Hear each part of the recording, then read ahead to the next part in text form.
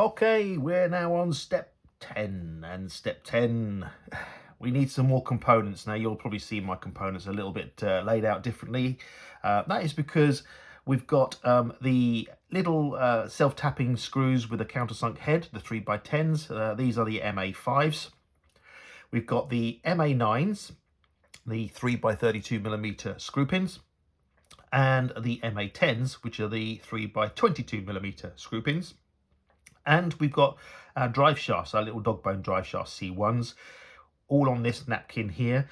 That is because they're lightly greased, and I don't like grease marks on my manuals. We've got the gearbox joints here, which are the C3s, or two of those, again lightly greased on the end there, because they're going into the gearbox. We've got the two rear axles that we made.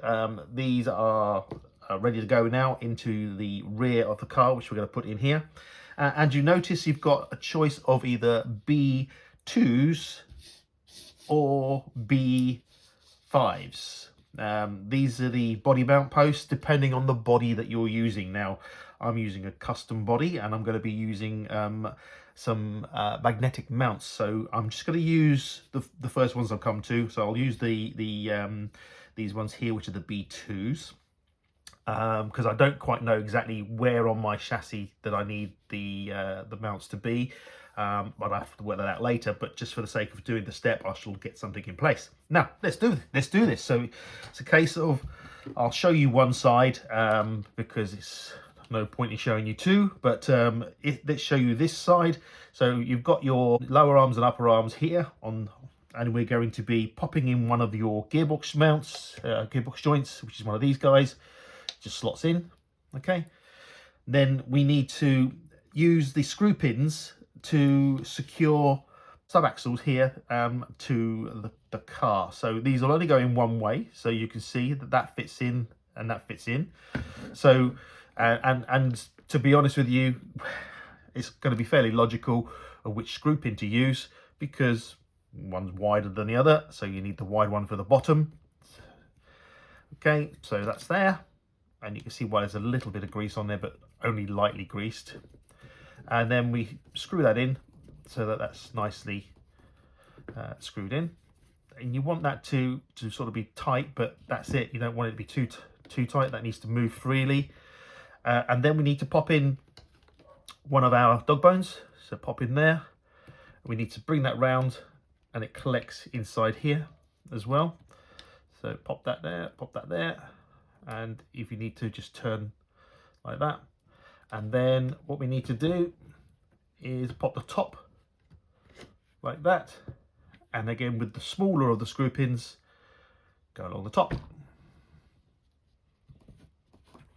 And there we are.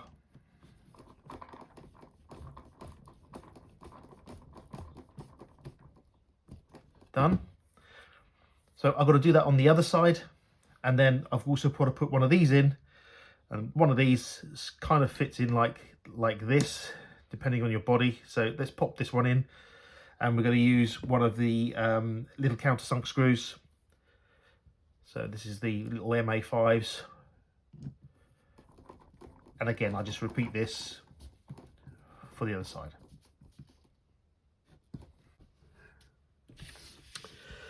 And here we are, the last part of this step 10. You can see I've got the other body mount now on. There you go. There you go. There you are. All ready for the shock absorbers to go on. Okay, so that's the rear end. So that's step 10 completed. Nice and easy.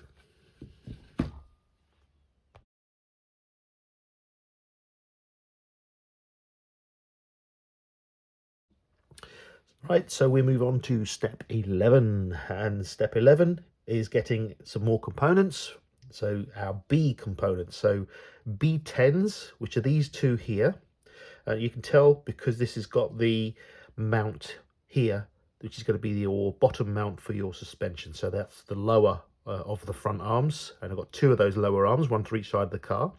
And then you've got the B9s, which are your upper arms for the fronts as well, so they don't have that mounting position because the shock mount's going to be on a tower in the front. We also need some of these P components. So these are these little plastic, they're like little plastic ball joints, if you like. They swivel around, so we've got to put these into here, and it does say pop a little bit of grease on them as well. So yeah, it's a case of, I don't want to put too much grease on these damn things because you don't want too much dust and such like attracted to them. So whatever grease I've got left on here, I'll just use this like that. That should be enough, and then we should be able to pop that in to the, there we are. You pop that in, and if it doesn't go in from one side, move it to the other side of the arm, and that goes in. It's okay. So that's one of the upper arms. Do the same again.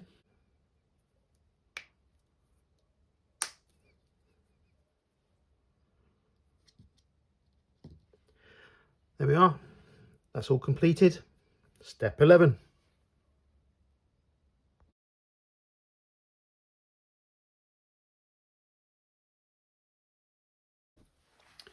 We're now on step 12, and step 12 is exactly the same as step 5. So we need 2 by 8mm self-tapping screws. We need those 3 of those, which are MA8s, the star shaft, which is the MA13, MA14, which is the large bevel gears, MA15, which is the 3 small bevel gears, GB3, which is the differential cover case, and GB4, which is the ring gear.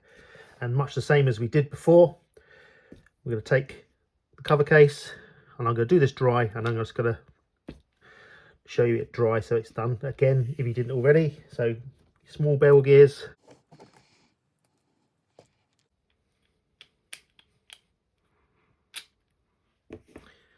place your large bevel gear, take your ring gear, line up the lugs, and there you have your, put your 2 by 8mm screws in these holes and screw that up together, and there you have your differential.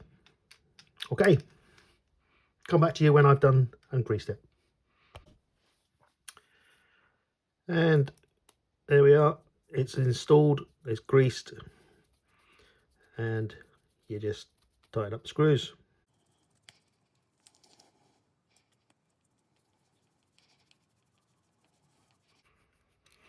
Don't go too mad on these, just need to nip them up. They're only small screws going into plastic.